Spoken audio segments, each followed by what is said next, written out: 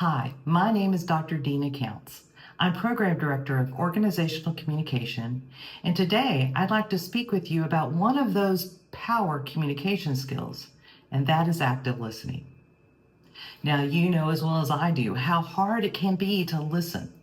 In fact, you probably know people that are better at interrupting than they are to listening to your point of view. But how good of a listener are you? If you want to improve your listening skills, there's some things you can do. First of all, to practice active listening, practice positive nonverbals to communicate that you're listening. Lean forward, look someone in the eye, nod in important parts of the conversation. Now, you may be one of those people who can practice active listening through their body and their nonverbal communication, but unfortunately, you're not listening.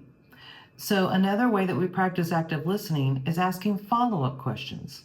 Now, we don't want to interrupt. We want to encourage someone to keep talking. But if there comes a point that you notice that there's a lull, you can follow up with a question that paraphrases what they've said. Joey, I heard you say that you're very upset about work and how you're being treated because your boss many times will tell you about a project in the middle of a group meeting without meeting with you one-on-one. Am I understanding that not only are you upset, you're possibly a little frightened?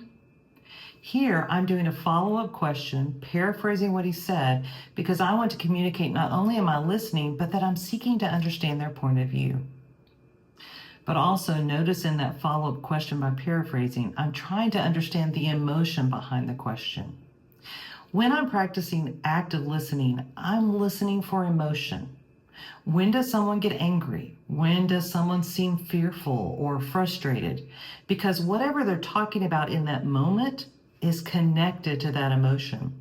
So when I ask my follow-up question and paraphrase, I might insert there, Joey, I noticed when you talked about your family and your children and what was going on at home, you seem to be a little fearful in that regard.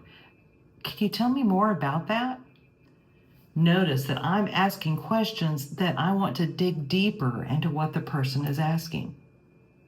So not only am I going to practice positive nonverbals, I'm going to paraphrase and ask follow-up questions to dig deeper. But finally, I'm going to listen for emotion so that through my active listening, I can better understand what they're saying. Notice I'm not going to interrupt when they're talking. I'm not going to practice judgment on what they're saying.